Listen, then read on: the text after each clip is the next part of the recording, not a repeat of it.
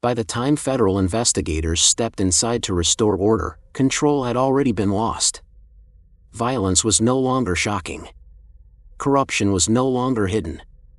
Inside, rules had stopped working, authority had eroded, and the prison was no longer being run by the people officially in charge. What failed here did not collapse suddenly. It rotted quietly, until the damage could no longer be ignored. That place was USP Atlanta, a high-security federal prison sitting in the middle of downtown Atlanta, Georgia. For years, it operated under the Bureau of Prisons banner while slowly becoming something else entirely. By the time the public fully understood what was happening inside its walls, the facility had already earned a reputation as one of the most lawless federal prisons in the country. USP Atlanta was not infamous because it was the most violent prison on paper. It became notorious because of something more dangerous. Control disappeared. And when authority vanishes inside a prison, savagery does not arrive loudly. It spreads quietly. What made the situation harder to detect was that the prison looked functional from the outside. Inmates were counted. Doors opened and closed. Paperwork moved. But internally, discipline was inconsistent, rules were selectively enforced, and certain housing units operated under inmate influence rather than staff command. That imbalance shaped everything that followed. At various points, inmates controlled contraband flow with little resistance. Drugs, phones, weapons, and other prohibited items moved through housing units despite routine security protocols. Smuggling was not just an occasional breach. It became part of the internal economy. And that raised a question federal officials would later struggle to answer.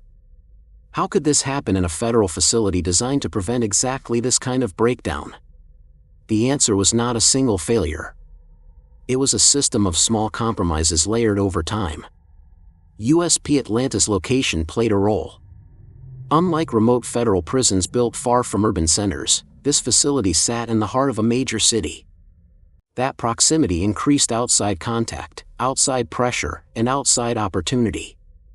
Staff commuted daily through the same streets inmates once lived on. The separation between inside and outside was thinner than intended. But location alone does not collapse a prison. The deeper issue was corruption. Multiple investigations later confirmed that some staff members accepted bribes to smuggle contraband or ignore violations. Others failed to report misconduct. Some simply looked away. Not every officer was corrupt, but enough were compromised that discipline became uneven and unpredictable. And unpredictability inside a prison is dangerous. When inmates cannot rely on consistent enforcement, informal power structures fill the gap. Stronger inmates, organized groups, and those with access to contraband gain influence. Authority shifts without ever being officially acknowledged. That shift happened slowly at USP Atlanta, unit by unit. But that wasn't the worst part. Sexual abuse allegations emerged involving staff and inmates. Investigations revealed relationships that violated federal law and institutional policy. These were not isolated rumors. They were documented cases that resulted in criminal charges. Each incident further eroded trust in staff authority and reinforced the belief that rules only applied selectively. Inside a prison, perception matters as much as reality. Once inmates believe staff are compromised, compliance declines. Orders are questioned. Discipline weakens. Violence increases not because inmates are more aggressive, but because the system no longer restrains them. Few people outside ever learned how quickly that dynamic took hold. Assaults became more frequent. Fights escalated. Retaliation went unchecked. In some housing units, inmates dictated movement and access. Officers avoided certain areas except when absolutely necessary. The prison was still operating, but it was no longer functioning as designed. At this point, the Bureau of Prisons faced a problem it could not easily admit. A federal facility had lost internal control. Reports described understaffing, low morale, and leadership failures. Officers were stretched thin.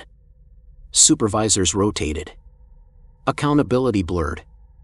Each short-term fix failed to address the underlying decay. And with every delay, the cost increased. But the system still resisted outside scrutiny. It took sustained investigations, media exposure, and internal whistleblowers to force federal authorities to confront the scope of the problem. When they did, the findings were damning. Corruption was not an anomaly. It was systemic. Violence was not incidental. It was structural. And then came the turning point. Federal prosecutors charged multiple staff members with criminal offenses tied directly to their conduct inside the prison. The cases confirmed what inmates had already known. Authority had been sold. Oversight had collapsed. Control had vanished. If stories like this matter to you, subscribe, because the next one goes even deeper. Once those charges became public, the credibility of USP Atlanta could not be restored. The question was no longer how to fix the prison. It was whether it should remain open at all. Closing a federal prison is rare. It signals institutional failure at the highest level. Yet in this case, continued operation posed risks the Bureau of Prisons could no longer manage. Inmate safety, staff safety, and public trust had all been compromised. The decision was not framed as an admission of failure. It was described as a restructuring. But the outcome was clear. USP Atlanta was shut down permanently. Inmates were transferred. Staff were reassigned or dismissed. The building fell silent. What remained was a case study in what happens when authority erodes inside a closed system designed to depend on it. USP Atlanta did not become savage because it was overcrowded or violent by design. It became savage because the rules stopped matching. Because corruption replaced command. Because accountability disappeared. And that is the most dangerous failure a prison can experience. The facility's legacy now lives in investigative reports, court records, and internal Bureau of Prisons reviews. It stands as a warning. Not just about individual misconduct, but about systemic neglect. About what happens when leadership tolerates compromise long enough for it to become culture. Inside a prison, force is not the foundation of control. Legitimacy is. When legitimacy collapses, no amount of fencing can hold the system together. USP Atlanta proved that. And the consequences were permanent. If this story kept you watching, the next one will stay with you even longer. Subscribe for more real prison documentaries.